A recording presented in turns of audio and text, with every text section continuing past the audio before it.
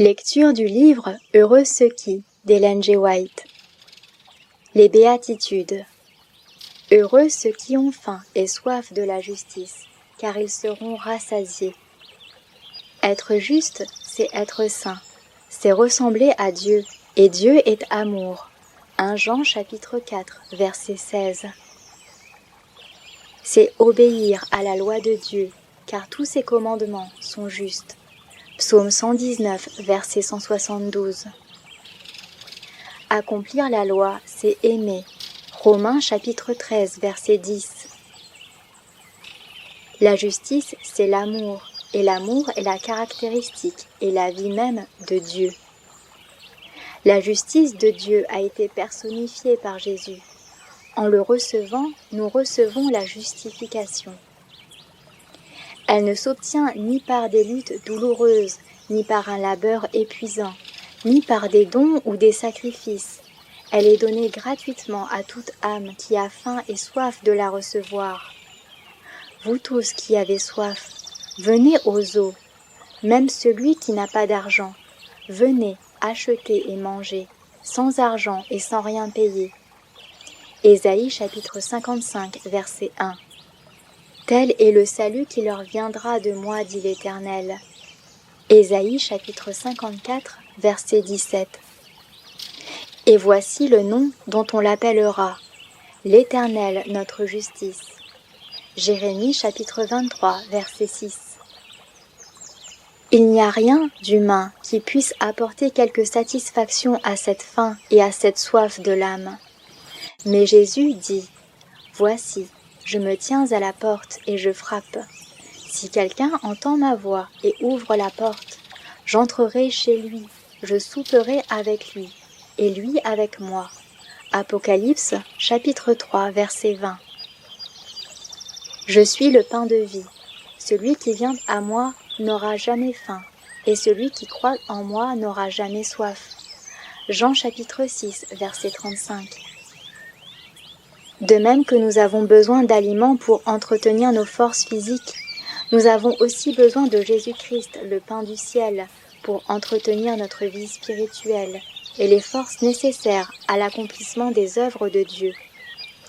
De même que le corps a besoin de nourriture pour conserver sa santé et sa vigueur, de même aussi l'âme doit être sans cesse en communion avec le Christ, se soumettre à lui et dépendre entièrement de lui. Comme le voyageur lassé cherche avidement la source dans le désert et y étanche la soif qui le dévore, le chrétien altéré cherchera l'eau pure de la vie et la trouvera en Jésus qui en est la source. Quand nous discernerons la perfection du caractère du Sauveur, nous désirerons être complètement transformés à son image. Plus nous connaîtrons Dieu, plus notre idéal sera élevé et plus sincère notre désir de lui ressembler. Un élément divin s'unit à l'homme lorsqu'il cherche Dieu, et qu'avec ardeur il s'écrie « Oui, mon âme, confie-toi en Dieu, car de lui vient mon espérance. » Psaume 62, verset 6. Si votre âme ressent son dénuement, si elle a faim et soif de justice, cela prouve que Jésus fait son œuvre dans votre cœur pour vous amener, grâce au Saint-Esprit, à chercher en lui ce que vous ne pouvez vous procurer par vous-même. Pourquoi étancher votre soif à des sources illusoires alors que la source véritable, à laquelle nous pouvons tous nous abreuver, à l'entrée, est à notre portée? Si toutefois nous consentons à nous élever progressivement dans le sentier de la foi. Les paroles de Dieu sont des sources de vie, tandis que, sous la direction du Saint-Esprit, vous sonderez ces sources, vous entrerez en communion avec le Sauveur. Des vérités familières se présenteront à votre esprit sous un aspect nouveau. Des versets des Saintes Écritures vous apparaîtront comme dans un éclair, plein de pensées nouvelles. Vous saurez le rapport qui existe entre la doctrine de la rédemption et d'autres vérités. Vous saurez que Jésus vous conduit, qu'un Maître divin est à votre côté. Le Seigneur dit, L'eau que je lui donnerai deviendra en lui une source d'eau qui jaillira jusque dans la vie éternelle. Jean chapitre 4, verset 14. À mesure que le Saint-Esprit ouvrira vos yeux à la vérité, vous vous enrichirez des expériences les plus précieuses et vous éprouverez un ardent désir de vous entretenir avec d'autres des choses réconfortantes qui vous ont été révélées. Vous leur apporterez des éléments nouveaux sur le caractère et l'œuvre du Christ. Vous pourrez donner à ceux qui ne l'aiment pas la révélation de son amour compatissant. Donnez et il vous sera donné. Luc chapitre 6, verset 38. Car la parole de Dieu est une fontaine des jardins, une source d'eau vive, des ruisseaux du Liban. Cantique des Cantiques, chapitre 4, verset 15. Celui qui a goûté un jour à l'amour de Jésus désire le sentir toujours plus profondément, et il sera d'autant plus richement et abondamment exaucé qu'il aura fait part à d'autres de ce qu'il aura reçu.